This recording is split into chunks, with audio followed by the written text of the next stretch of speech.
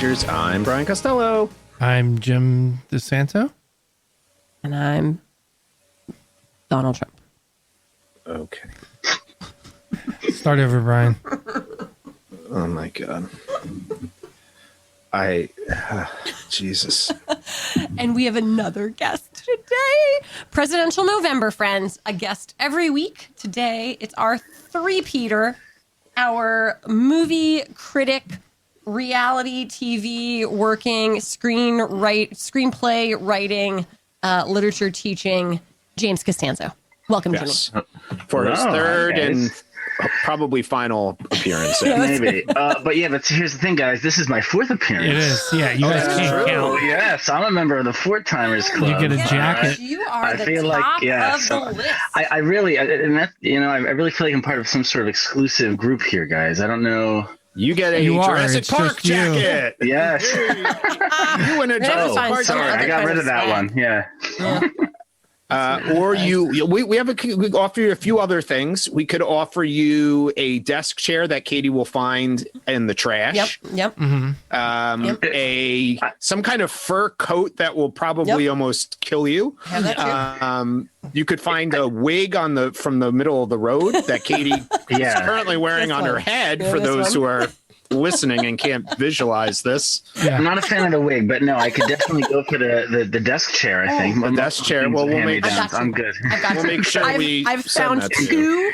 I've found two in the past 2 months. I feel like my odds are strong. I'll get you your own. To be clear, you are wearing a wig that I guess is supposed to be Yeah. Donald Trump that kind of looks like a rejected wig from like a Weasley cosplay situation from Harry Potter I keep that you turning found it. on the road. I keep turning you're putting it on your hoping head. that I will find the right angle. You're messing it up now. Now I'm messing it up. Now Oh, this it's side looks Now good. you look like one of those guys from BTS. That, no, I think you kind of look like what's her name from the Queen's Gambit now. Actually, a little bit. You kind of got that look going there. Scout does not like it. This version. You don't like this one, Okay. Scout? Scott doesn't like Anything. anything. Yeah. Yeah. She doesn't like being Scout alive. likes Donald Trump. I'm telling you. I Maybe doubt- she'll be the Trump pet. Okay. I'm sure that would end well for her. We're gonna send you. All right. So tonight we are discussing the Harrison Ford airplane thriller. This is a category to its own. Air Force One. But first, as always, let's discuss what we are drinking this episode. What does everybody have for us? Bourbon, Bourbon. larceny, because this movie's a crime. oh, boy. He's coming with Diving right in. How about it? hot take alert. In honor of this film, and yesterday being Veterans Day, Katie's drinking our Red Blend, which supports Team Rubicon, a veterans nonprofit. Oh, excellent. I love it. Jimmy, what do you have for us? Listen, guys, I'm so excited to be on here because it inspired me to run out to the liquor store and try something new. I was like, you know what, now is the Yay. time. So listen, I'm a fan of cognac, right? Yes. So I was like, you know what, it's been a while. I just sprung for a nice exclusive version of Remy Martin. So it's like a special edition. I'm thinking it's a bad night. A bad idea to do this on a school night, but you know what? Whatever. I'm gonna have a couple glasses. Very nice. baby. Very nice. 2020. Sophistication in a glass. Yeah. There. Yes, I love it. I am drinking from American Trappists, Spencer Monk's Indian Pale Ale. India Okay. Pale Ale. Questions. Yes. Is it really from the Trappists? It's from the American Trappist, which is a brewery up here. Oh, so they're not. So- It's not really the monks making the beer. No, but I'd be I'm at very least into that. Well, no. Learn more about the local Spencer Monks. So I think it actually is. Hey, I will like do more monks. research. I will do more research Monks make for me next happy. week. I will fact check this brewery for us for next week. I usually don't fact check the breweries, but I will fact check the brewery. The monks live a humble life. They do. It's They're awesome. I don't want the power of being a priest. I just want to make beer and draw things and garden. I and once pray. got to It's great. drink beer in a monastery in Austria, which was pretty awesome. Very nice. Yes. Jim and I went to a silent monastery in Georgia. It was very quiet. Except for I the don't singing do at 4 silent a.m. places. Don't do it. Yeah. Couldn't It was very possibly. quiet. I All right, liked it a fact lot. check. Yeah, I'm sure you did. We didn't talk to each other a whole lot. Well, It's like in that's- a Best in Show. Just No, don't no, talk. So we no, figure don't. out something We else to like not soup. talk about. we Like like not soup. talking. We don't like soup. They did have soup there too. Yeah, The monks like soup. Yeah. All right, fact check from last week. First of all, happy birthday to my Happy birthday, beautiful Aileen. wife, Cheers to Aileen. Aileen. She'll never hear this. She is Yes, 37 she will not years old. hear this. She will. Have faith. She does not listen to the show. All right, some fact checks from last week. We were a bit surprised to find out in the research that Dave was up for a Academy Award. It was a little surprising for best screenplay. I was a little offended by it, to be clear, actually. But here were the other nominees in 1993, and when I saw them, I was like, yeah, it's really doesn't right in belong there. on the list. Yep. The winner for best screenplay was The Piano, which is a movie that I guess was good. I always confuse it with Well, Nell. Don't they both have to do with like women that Nell? don't really talk, that live in the woods? That Yeah, well, community- not in the woods. The No. piano takes place Piano's on not like the woods. on a beach. Oh, maybe I never saw the piano. Well, yeah. Doesn't it? It's Isn't it a also with beach? Holly Hunter. It yeah, is. but there is a woods element because she goes to the woods and befriends the Maori guy. What's his name? Harvey Keitel. Yeah. You know, and all that. Yeah, there's like this I don't weird know if I saw romance. Yeah, Yeah. probably won't be watching it on this show. Sleepless in Seattle, which that movie. I good movie. In the Line of Fire, also directed by the director of tonight's film, Yeah, mhm. I remember enjoying that movie. Philadelphia. In the Line of Fire is Denzel, right? No, In the Line of Fire is Clint Eastwood. Oh, right. He's the No, I'm you're thinking thinking of- of Man on Fire. No, Right. I was thinking of Courage Under Fire. Oh, dear Lord, Ooh, there's so much which is fire. also a good So much movie. fire. That is good. Yeah. And then Dave. So, yeah. We talked about if you were vice president, could you be an American citizen, but one who was not born in America? And as I said, no. You need to be a natural born citizen to be either president or vice president. No, you don't- Congress, That natural born is different than being born in the U.S. You need to be born of two United States citizens. Oh, interesting. You are automatically a natural born citizen if your parents are natural born citizens, no matter where yes, the birth correct. takes place. No matter where the birth takes place. Yes. Correct. Very You could also interesting. be born of just even one parent, and Right, you could also be born on a military base. Yeah.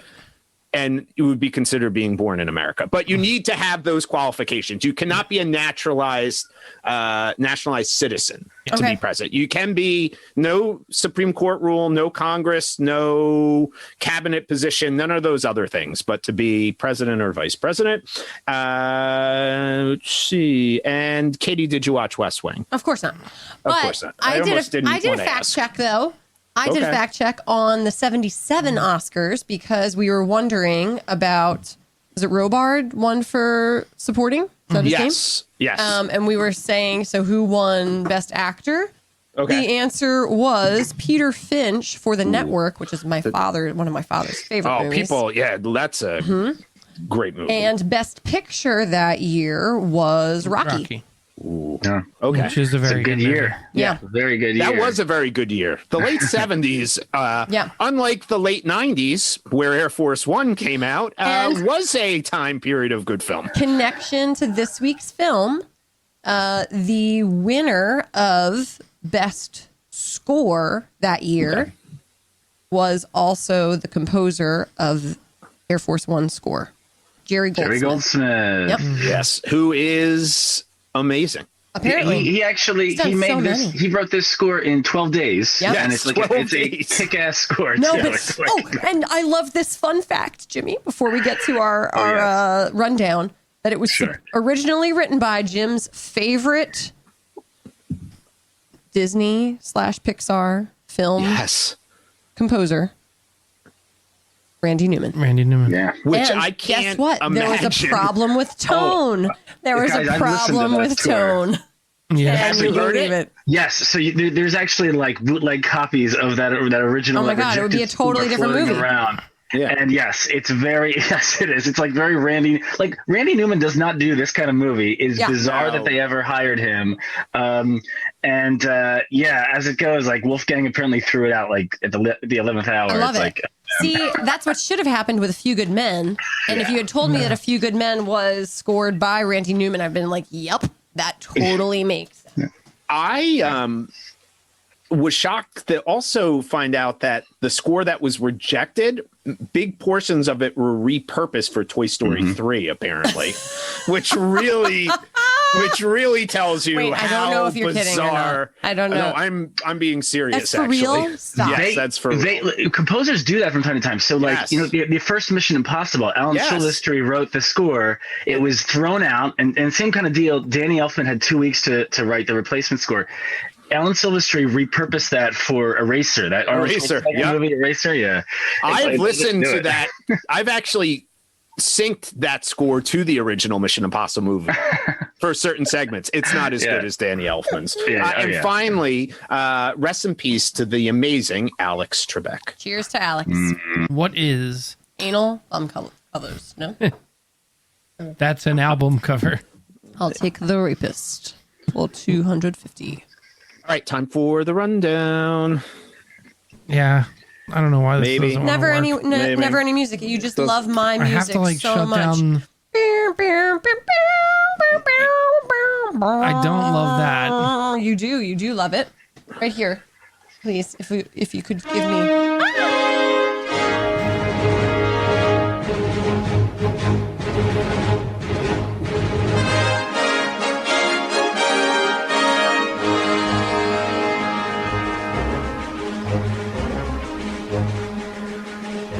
Cokie Roberts here with the rundown. That's why I felt like this was also her hair. It kind of does. That's a Cokie Roberts kind of look you got going on, actually. President Marshall is just another U.S. president who has a problem with Stan. Kazakhstan, that is.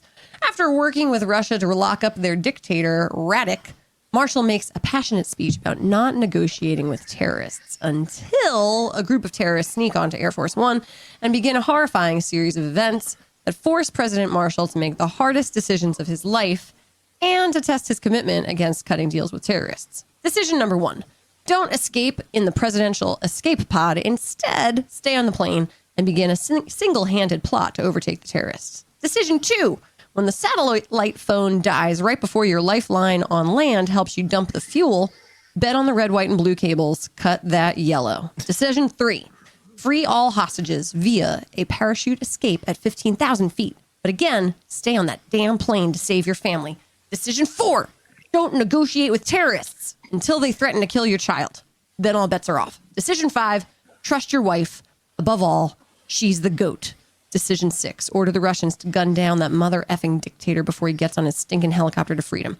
And that is how President Marshall establishes himself as the best cinematic president of all time, and the president that we would all time travel back to 2016 to alter our current universe. Okay.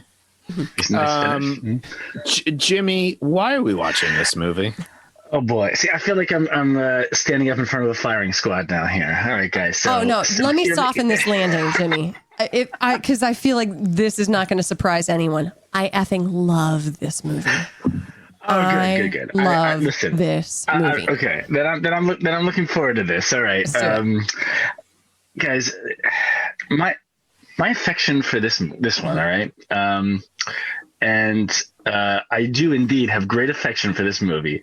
I think it relies most heavily on the nostalgia factor for me, right?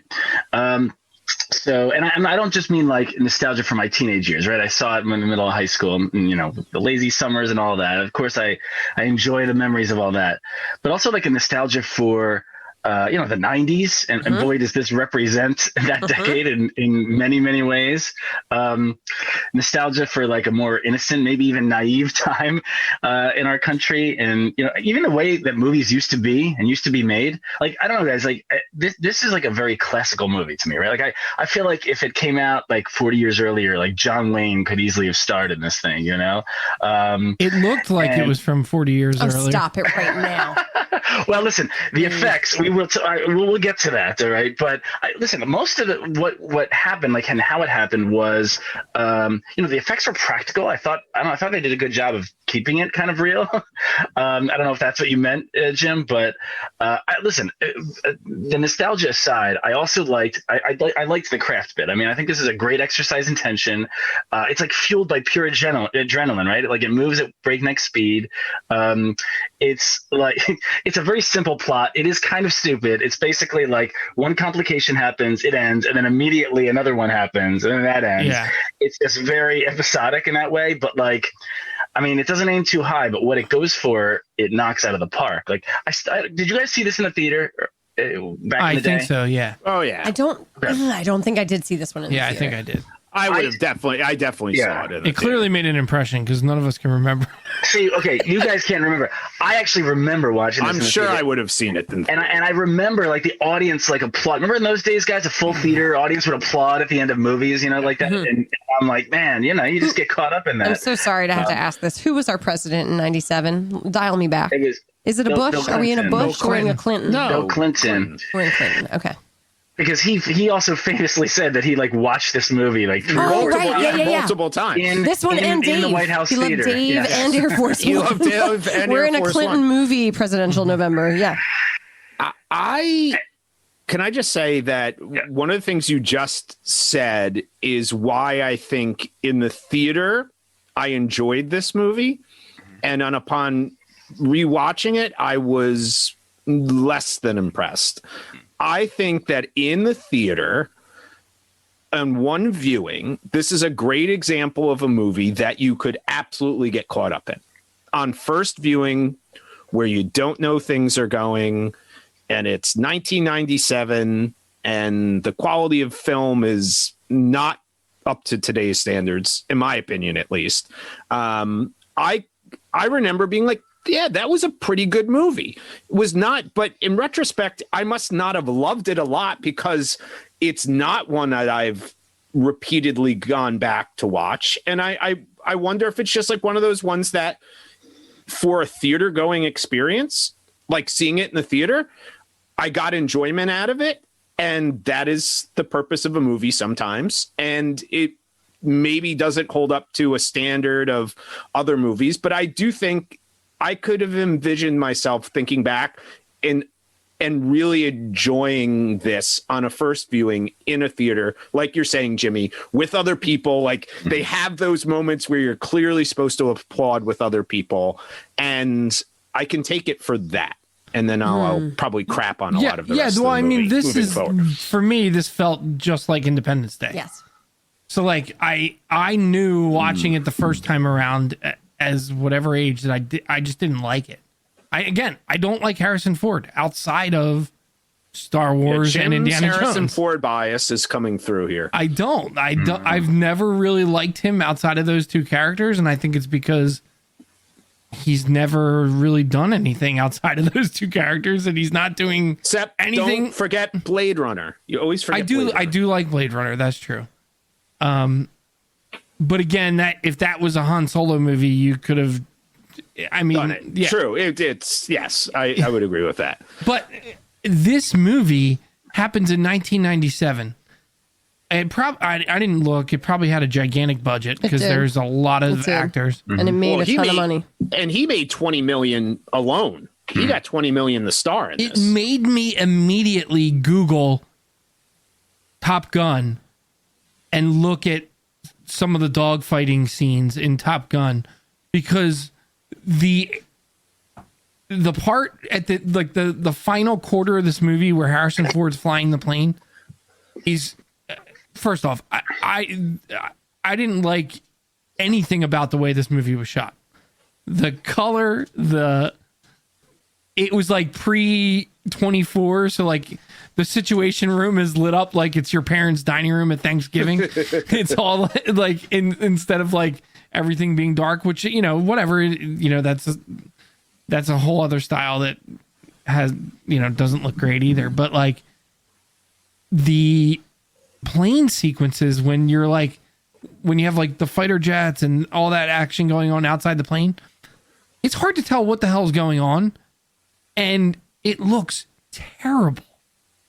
It looks terrible compared to a movie that came out 11 years before it. So, And I think my guess is that they were relying on a lot of effect work for those shots compared to Top Gun, which was pretty practical, except for the in cockpit stuff. The two shots that are basically unforgivable and look so ridiculous are our new Postmaster General parachuting. I love that when she's like, shot. Like shot. You loved it. I too. laughed so You hard. Loved it. Pure joy. She was so happy to be parachuting. Joy. And then you get the same exact shot jumping right to the end of the movie of a dead Gary Oldman doing the same thing. It's beautiful. There's just something about those two shots in general that, and there's a couple others that are, you're just like, why did they even show that? There's like a pause moment when they show the Situation Room just like listening to the phone, and it goes on for like 20 seconds, not like long enough. It's probably not 20 seconds, probably 10 seconds, but it feels like 2 minutes because no one's doing anything but listening to the phone and they're not reacting. So it's like too long to be like a reaction shot and not have a reaction. And it's too short. I don't know. This movie just didn't work for me on so many, and the plot is ridiculous. Are we ready to talk about all of the reasons that Katie loves this movie? Yeah. Are you ready to let your wife talk yet? Let me do one more thing. Let's go right ahead. Why, if the Russian government is holding the man that you want released, why do you hijack the hardest target on earth to hijack? Instead of just breaking him out of the prison? Instead of breaking him out of the prison or capturing the Russian president who has the ability to release the man you're talking about. These are all it was a political statement. details. It was a big political statement. It's Can I just fact check, Jim?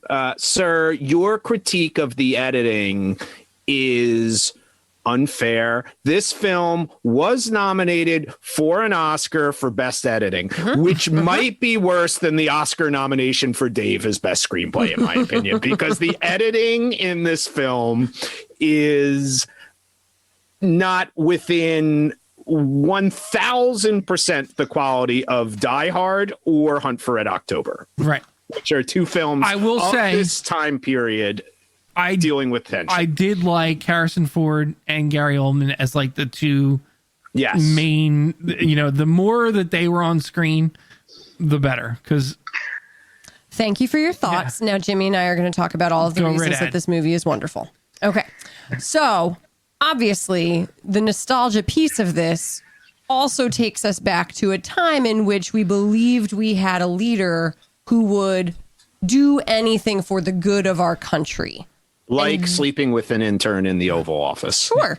No. I'm not making a specific comparison to like one individual president, just the notion of the president, right? Of like who that person is for your country. And so I think this movie gets better with age because it makes us all wistfully nostalgic of like, a more honest time in our lives. Or at makes least you hope. Speak for yourself. Okay, fine. Me. Yes. This movie does all of the things that I want an action movie to do. It gives me characters that I care about. It gives me tense situations. It makes me connect to those characters who I'm never going to be in any sort of a situation like that. But I can imagine, what if you had something that was like a live or die, like this is who I am, this is what I do, this is what I don't do. And then that's put to the test. You live that with him in all of those decisions where it's like, do I choose this or this? I was right there with him. I was right there with him. That's a hard choice. That is a very hard choice.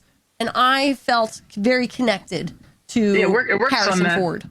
that visceral level, you know what I mean? Yeah. Like because you identify with him. It's weird, like, you know, when you say like it's that idealistic president, like, yeah, he's not really playing any particular president.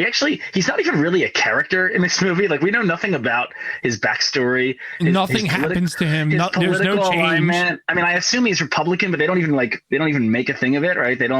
Like, who knows what his deal is? It is kind of weird, by the way, to watch a movie about the president and have it be like very non-political in general, but anyway, that would never happen nowadays. No. But yeah, but that idea of like, you know, he is not really, you know, any particular character. He is just, you know, the idealistic president, you know, and I can tell why, like, you know, Harrison Ford being the president is like 90% of this movie, right? That's the selling point, right? Like, you know, Brian, the poster you like put on Facebook, I never realized this before, but it literally says on the poster, Harrison Ford is the president of the United States. The studio is like, listen, that's 90% of what we got. Let's just throw that on the poster, you know, and then the flocks will come, you know. But yeah, I mean, I agree. It is kind of like a silly movie, but like it works on that like basic like human level, you know. I also need to point out that you have this relationship between him and his wife, which even into the 90s, not so much something that you would see, where like clearly they have respect for each other. She is a part of his presidency, and in terms of like his support and, you know, keeping him true to who he is, like that. I thought that scene in the beginning was beautiful, and then that comes back around in the end. You see their teamwork, their partnership. Love that. And how about our female VP, Glenn Close? Yeah. Hollywood was preparing us for it a lot sooner than we got there, but she's a strong role in this movie. Like, she's depicted as an even-keeled lead. Oh my! She's great. It just made me think of that awful subplot of like replacing the president. Yeah. That goes absolutely nowhere. No, is right. not needed Right. and is Which distracting. and not even legally necessary. Yeah, no.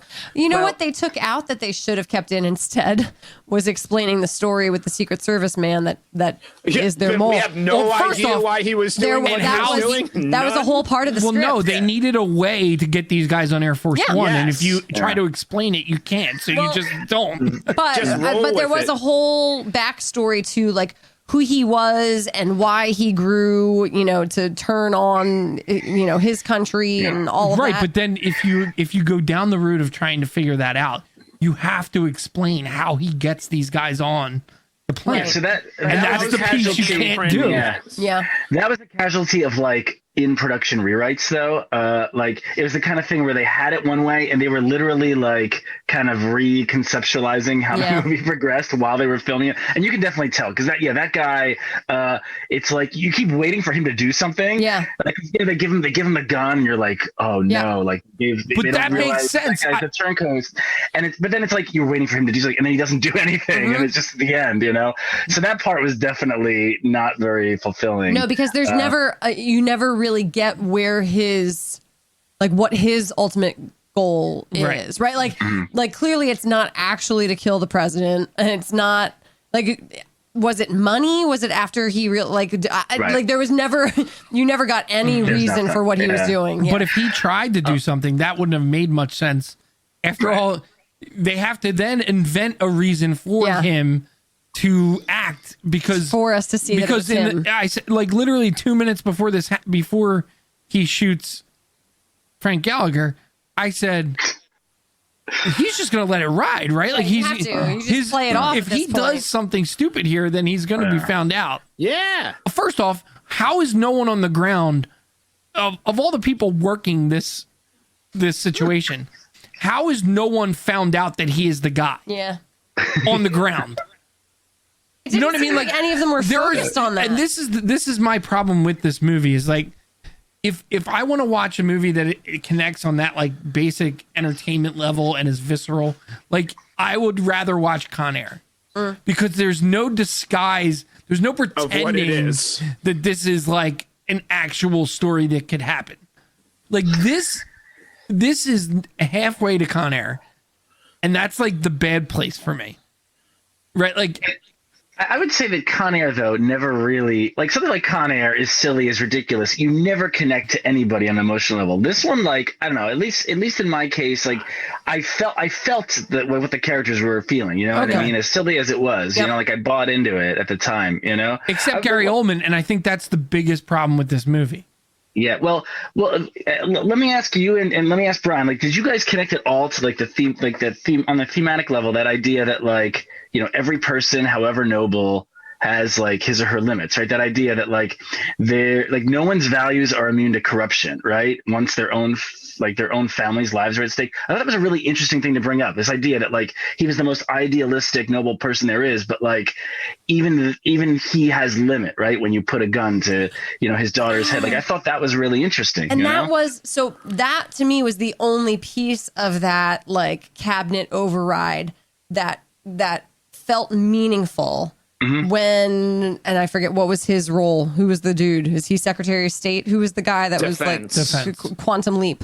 He was awful in this movie. He was awful, but when he was like, he's no longer functioning as the president of the United States. He's functioning as a father and a husband.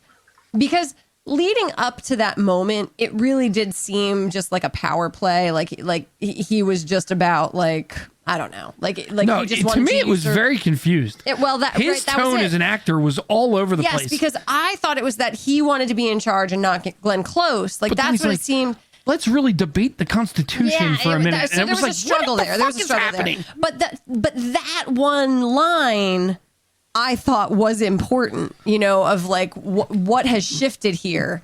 He is prioritizing his family, which is fine. And there was almost like a necessary move there of like, yeah, take that call out of his hands, because he is operating as a civilian at this point. He's not operating as president of the country right now.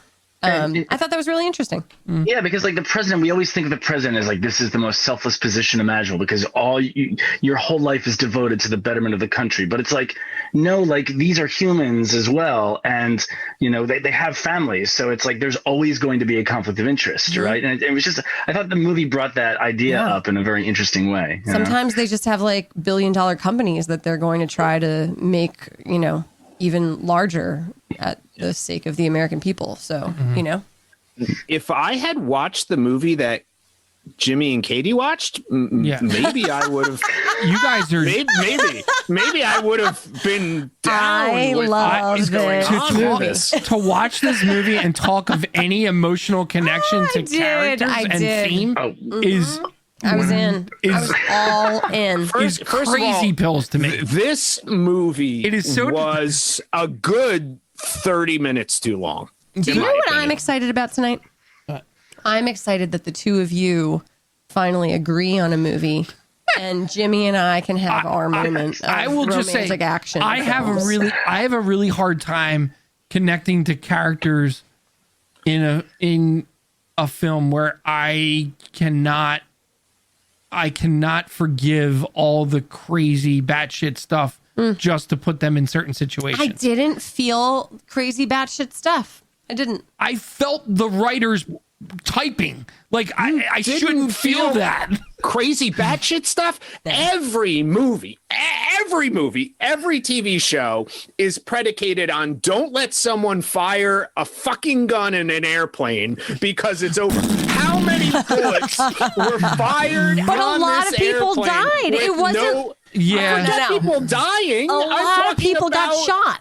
The plane would have gone down after the first gun was fired. That was the whole point. As I'm talking about Air Force One. Right, it is Air Force One until we get to the moment where he goes, all right, sir, we can't land this plane on autopilot. Why the fuck not? I'm pretty sure Air Force One can fly itself. Why not? you can't have it both ways. Like, yes, in certain times it's Air Force One, other times without explanation. That option's not available. Yeah, it's economy on Southwest. There's an interesting theory on this so Air Force One in the 90s did not have such a presidential escape pod. And then there's a theory that after Air Force after this movie was made, that they adapted Air Force One. There is also that's a good idea. I neglected to do my physics homework and figure out, but the whole scene of them zip lining between the two planes. Yeah. I've got to get Scientifically made no fucking sense. Current on this. So the way that would need to work would be that the plane coming to the rescue would need to be higher and in front of Air Force One, and you bring the people down. That happened. They stayed in that position, except Air Force One went higher. Yeah. The people went down the zip line, which means they were, when going down the zip line to the other plane, which had not moved behind Air Force One, they were going faster than Air Force One. Like, the physics of that makes no sense. No, the wind was on them, was blowing them backwards. You know what I mean? Like, it was just like, no, I'm talking about into the other plane. No, yeah, but that's what I'm saying. Like, Air Force One never moved when they started to go back to the other plane. Mere details. Air Force One never moved behind. It just, and they showed it clear as day. That's like the one thing that was happening outside the plane. That's sort of like they got an angle, and I was but here's my point. I am all for, and actually, you brought this up, Jim. I felt similar when we were watching Independence Day. It felt a lot like when we watched Independence Day for me. I am okay with completely ridiculous setups and action sequences, but I have to care about the people. And I don't like this. To me is like a Harrison Ford, and I don't dislike Harrison Ford like Jim does. I don't feel like there was much difference between his performance in this movie or The Fugitive. Like the president literally could have been Dr. Richard Kimball, remarried with a kid, and there was nothing there was nothing different. Gary Oldman, he's Harrison Ford as the president, though. But that's what I mean. But that's the thing. But there's all these other people in it who are amazingly talented. Yeah. And I feel like it's just kind of like, let's write it. This was almost like a TV movie script that they got Harrison Ford to be in. So then other people were willing to be in it. Glenn Close signed like 2 weeks before they started filming. So I can't even imagine what that character would have been if it wasn't her. I just kept thinking to myself, the quality of person they have in this movie is far superior to the dialogue that is being delivered by them. And that was difficult. I'm willing to take crazy action sequences and all that stuff. If you can provide like a good foundation for the rest of it, then I'll go with it. Like, I love 24. I love like all these shows. They're batshit, all of them.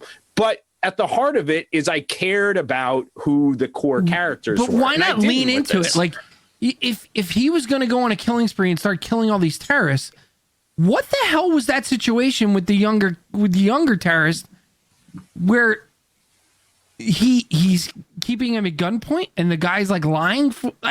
It was so dumb when he escapes the bottom of the plane and Gary Oldman yells down like, "Hey, how's everything going?" And the guy's like, "Yeah, pretty good." And then it like zooms back and Harrison Ford's got the gun on him. Like, that makes no sense. Shock, the right? only reason Harrison Ford needed him was to get the keys. But he needed him to check in with his boss, because he knew the boss would be asking. Right, but that's, again, I can feel the writers like, oh, well, maybe he's going to have to do that. Like, there's no way anybody with, and let's not pretend like he was the greatest helicopter pilot in Vietnam, right? That was the one line that's supposed to explain why he's capable of this. That's fine. That if he's the type of guy that's going to survive this specific situation, allow his press secretary to be shot, he's killing that fucking guy, right? That's fair. So that's fair. Those situations got you all fired up. No, because I can see that they're writing for the lowest common denominator. There, they're like, oh, people are going to be excited to see that he didn't kill this guy. And then he's a good guy because he wouldn't kill somebody in cold blood. But character-wise, it makes no sense. Yeah, I mean, he does end up killing him and all the others. He does. He doesn't kill him. I don't even know what happens to that guy. He's like very strategic. I think because he's like a superhero. That guy gets pushed out the door. I think he's one of the guys that falls out of the plane. Gotcha. Yeah. See, I never interpreted that moment as like, oh, he's displaying his compassion. It's like he's displaying his strategy. He knows that guy is the connection to the boss. He can just make sure that like, everything's fine. That's exactly why he should have killed him, because there are so many moments in this movie where a bad guy just needs to yell out, "He's fucking here! There's a man here with the gun." Instead, they're like wrestling around, And that's another thing that he fails to do in this movie is give us the geography of exactly what's going on, so that we know a gun and a wrestling match in the bowels of the plane can't be heard by everyone else. And I know that's like he didn't establish that very well. I thought they made a really weird choice in this movie. Got you all fired up. About this movie. The geography thing is why I think it's, to me, ruined as a thriller. All right. If you look at two movies, and I think something simple that could have made this movie significantly better. If you look at two movies we've done, Die Hard and Hunt for Red October, both of them clearly established geography of what the building was going to look like. And I don't think it's fair sometimes to compare to Die Hard, because I think it's like one of the best of what it is. But John McTiernan, who directed both of those movies, by the way, he completely makes you aware of your surroundings. You know everything about it, and that builds the tension because you know somebody could be right around the corner. You know something could be, so you don't have to write something like the scene Jim's talking about where it's like, oh, how are we going to get some tension here? We're going to show the guy calling up, oh, we don't know where Harrison Ford, then the gun's on him, and it leads to this whole weird shit. Like with Die Hard and with Hunt for Red October, you felt like you were living in those claustrophobic areas.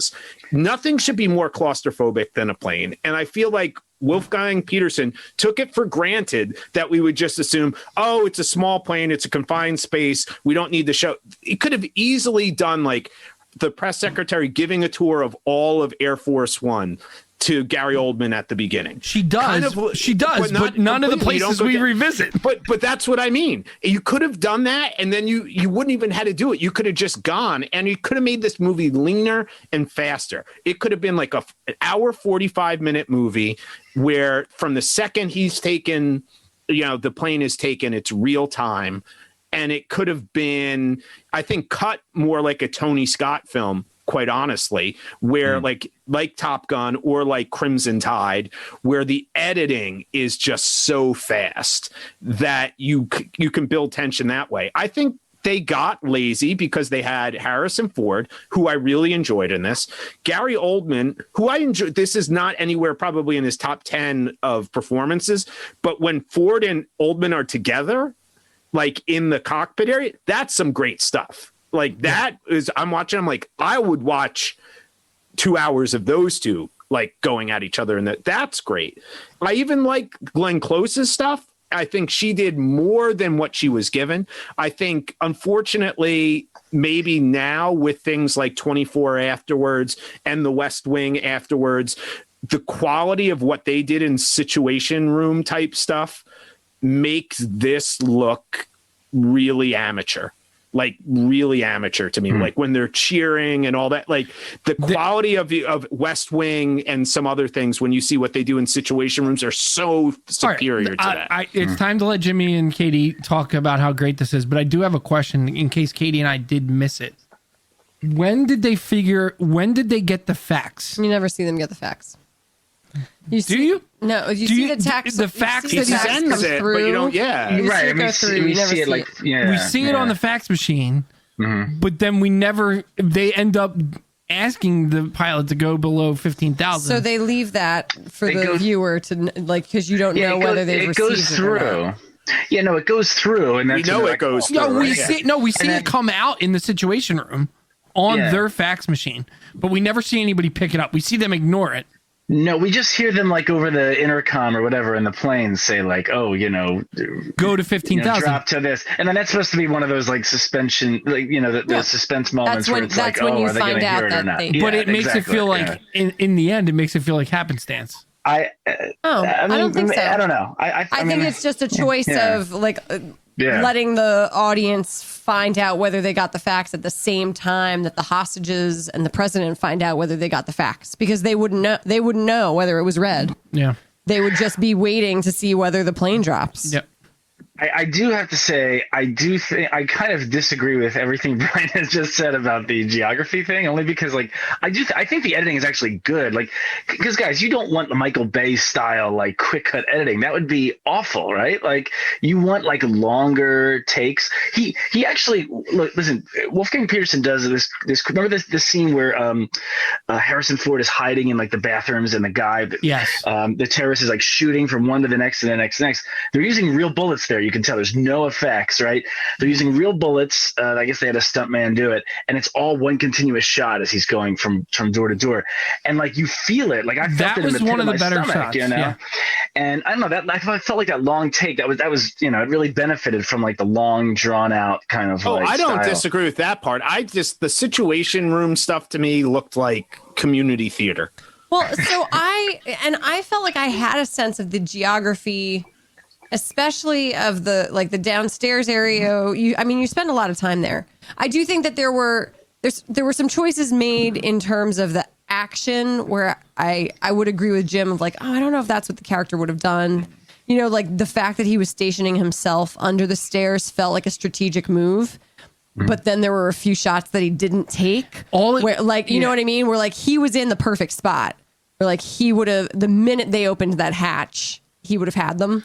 And he decides not to take that shot. And then I'm like evaluating, is it that he doesn't want to fire the gun? He doesn't want to draw attention. But at that point, they know that he's down there. And so there were a few weird spots like that where I thought, like, I don't know if that's what he would have done. All it would have taken is to have like a flight attendant who was like serving food to be down there at the fridge, pull out a meal for the president, walk it up the stairs, walk it to his and like walk one to the pilots up into the cockpit, and then walk one down to where he's watching the fucking football game. Yeah. And it would have been like, now I sort of understand how those stairs are situated, because I don't think that's the question that I'm really struggling with, is like those stairs from the literally we're talking about 3 rooms here in the second third of this movie, which is like he's in the basement.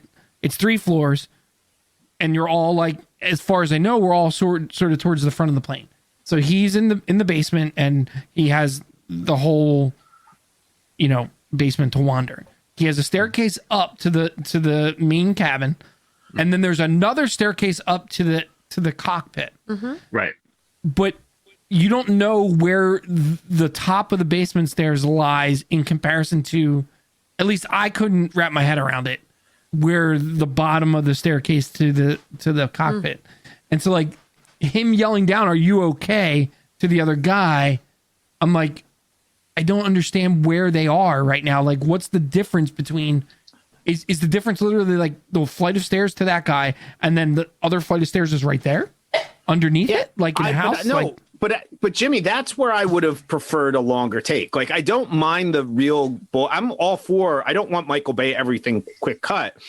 If you're going to give me a long take, give me a Fincher Panic Room long take of Air Force One.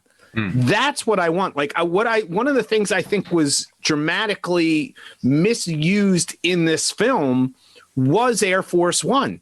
Air Force One should have been a character. You should have felt like you lived in that. Like on Pop Addle, their new episode is top 5 houses in movies, right?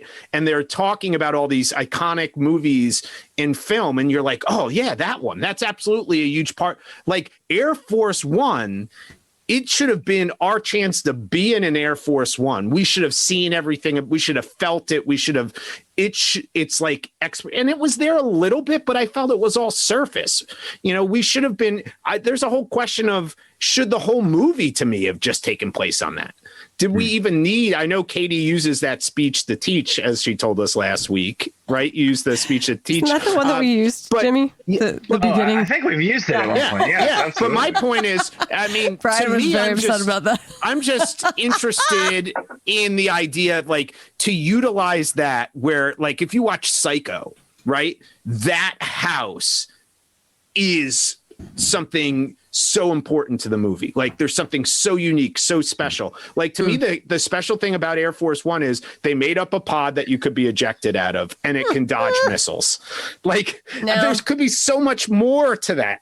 No, it's the whole thing. It's the whole effect. It was not a bad experience watching the movie at all. Most reviewers of this film give it an A.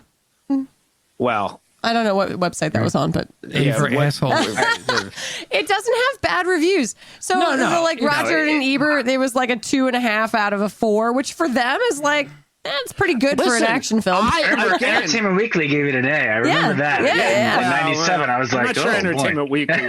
I mean, Metacritic was like 66%. I'm like, yeah. I mean, to me, that feels fair for what this film is. For like this isn't, movie, like absolutely. This isn't a top tier movie. It's a like. I don't want to say feel good thriller, but kind of is. Listen, like, it is an example of why we need movie theaters.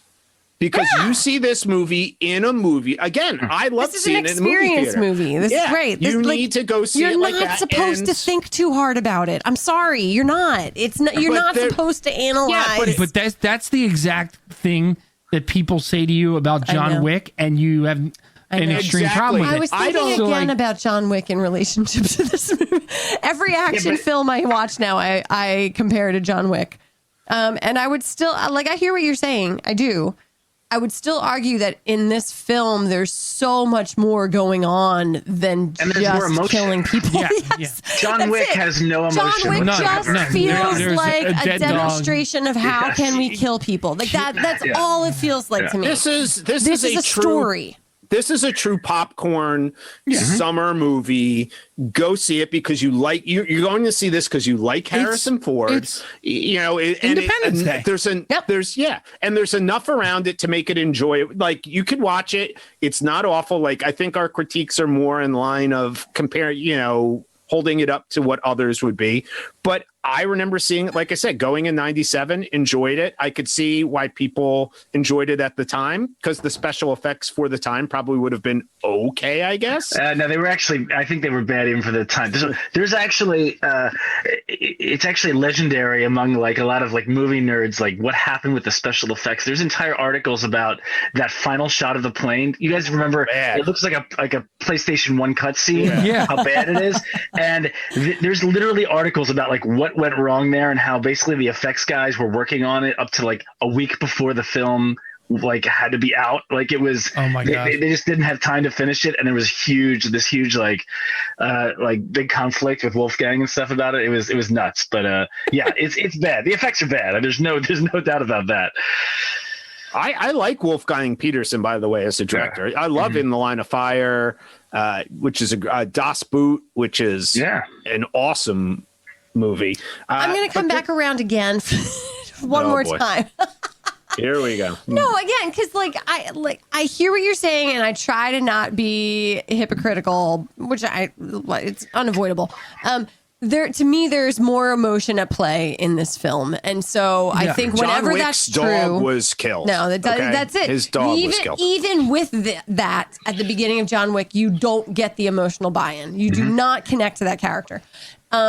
I think whenever you create some sort of a sense of connection, you're willing to overlook a lot of those like inconsistencies. Exactly, but you gotta love those characters. No, absolutely. But the beginning scenes with the president delivering that speech and then coming back and kind of like reflecting on it with his wife, it immediately puts you into a place of understanding who he is as a leader, who he is as a husband, who he is as a father. And so I think in the first 5 minutes of this movie, they create an invitation for the viewer to be connected to this guy, and then you're with him on the journey. And that's the make or break. I think that's the make or break on like the hero's journey, right? Is like, do you connect to the hero? And I think Air Force One does a yes. Yeah. I don't know that there's 100%. A hero's journey on this. No. He's the hero. I preferred Bill Pullman's president there's no journey. Independence Day. Well, so I'm using the term journey loosely. Well, that's a writing thing. You're not supposed to use it loosely. It's supposed to mean the thing. But it's his adventure. Right? Like and he does. The he obstacles. does learn. There's no arc for him. Well, other than the realization that he got everybody, all of his friends killed. Well, no, the risk. Yeah, and that his standards have limits. Like that his that is like, true. Blah, blah, blah. I mean, like, he doesn't realize that. Yeah, like his ethical code is put to the test. The one guy, the guy that's pissed off at him for giving the speech, saves him, gets shot in the stomach. And the fact that guy was still alive is dumb. Oh yeah, he was dead. That was a dead man. Yeah. I just appreciate Glenn Close pulled a Moira Rose and actually brought her own wig to the set. The wig she wore for this role was her own. That was an excellent wig. Which makes me wonder, does she have like wigs nailed on her bedroom? And again, I'm going to come back to the movie Dave. Could they have borrowed Glenn Close's wig for Sigourney Weaver? That's a fair question. She needed some better hair in that film. Yeah, Glenn Close's wig was spot on. Before we go to Game of the Week, let me ask you, this film was actually written for a different actor. Ooh. Let me tell you if you would rather have had the president be this actor. Can we all Do you want to take a guess? You can guess who it is. It was actually written by the screenwriter and was in early production with somebody else in mind. Do you want to guess who it would be? I'm going to go with Alec Baldwin. Okay. Jimmy, who do you think it would be? I already know the answer. So. Oh, you do? Okay. Jim, who do you think? George Clooney. This is pre-George Clooney. This was early ER days. One Mr. Kevin Costner. God damn it. Kevin Costner was offered every single role. Or he was considered. He turned it them. down because he was filming. Walls, He was filming The Postman. So he did play. Was he Kennedy? He did play a president, right? No, he was in 13 Days. He was the Secret Service agent for Kennedy. And yes, no, not secret. He was a JFK. chief counsel. Oh yes, he was the prosecuting attorney, Jim Garrison in JFK. Okay, and then he also worked for Kennedy as his chief counsel in 13 Days. All right, I would say Air Force One is streaming on Hulu. Seen it, check it out if you haven't seen it. Listen, criticism aside, it's worth. You can watch it. We need it right now with this political situation. Get out of my office. You need Harrison Ford. I do love that. Get out of my house. All right, here we go. Game of the week. Yep. You want it?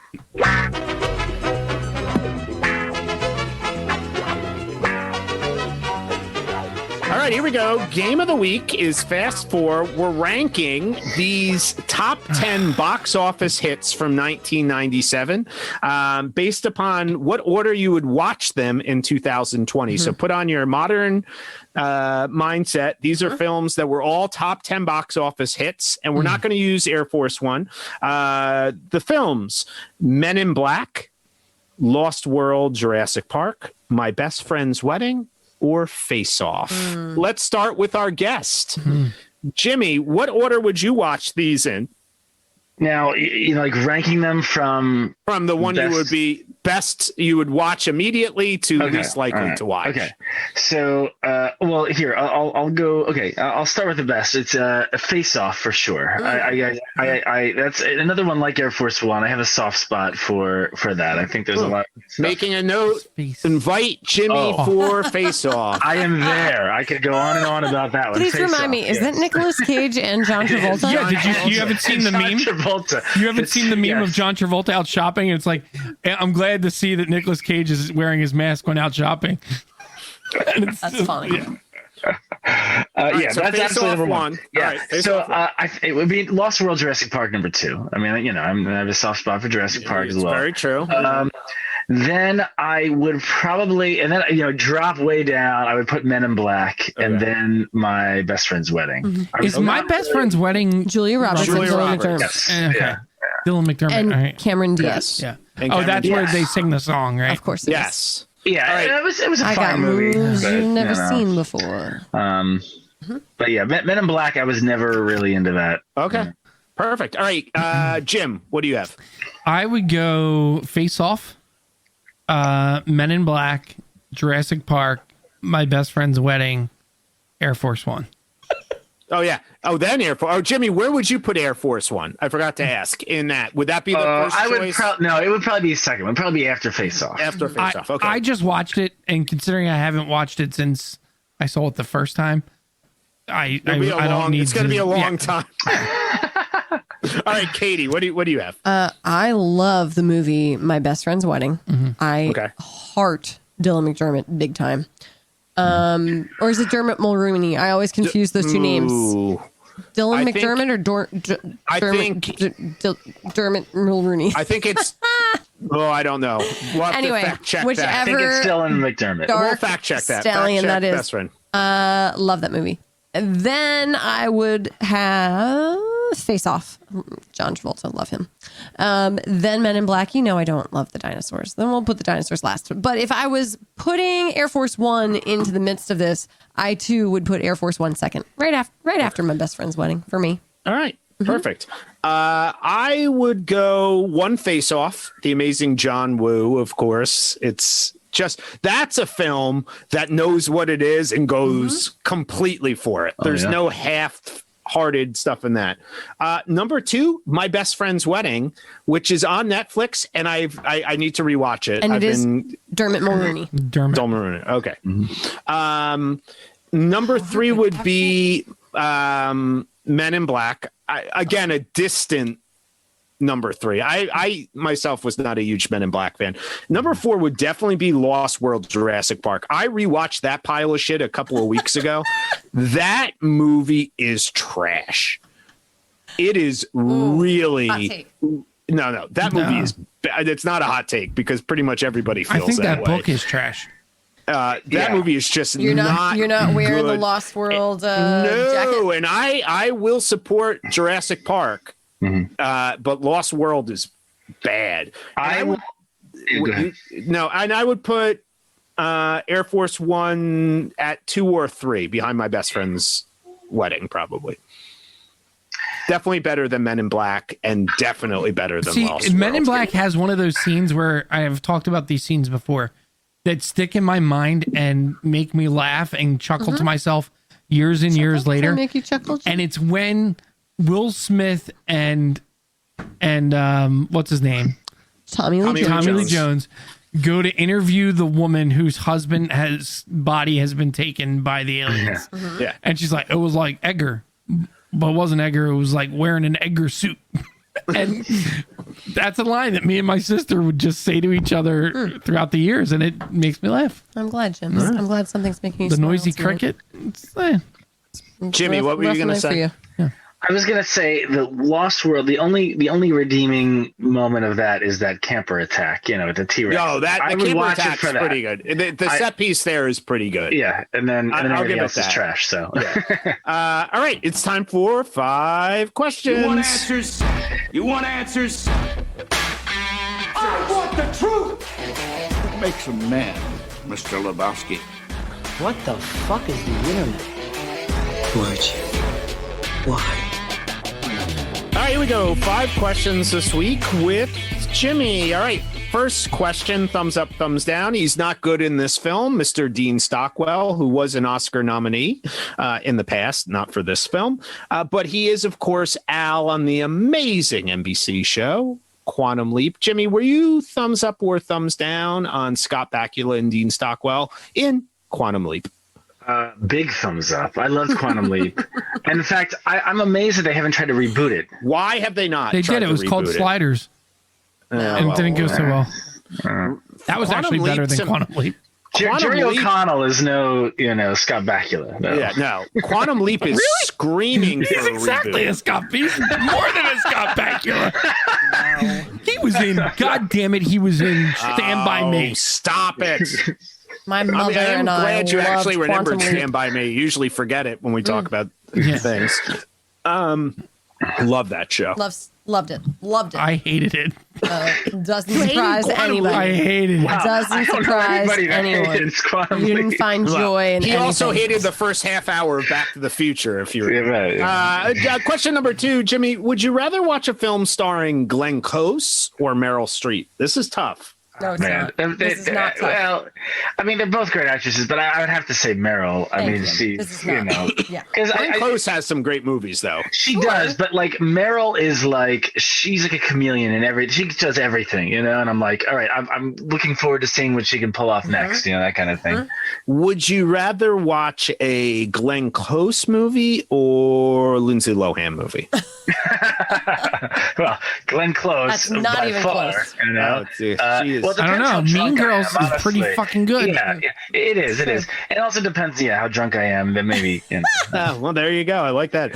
Question 3, fill in the blank question. If you could replace Harrison Ford with any other actor in this film to be the president, who would it be?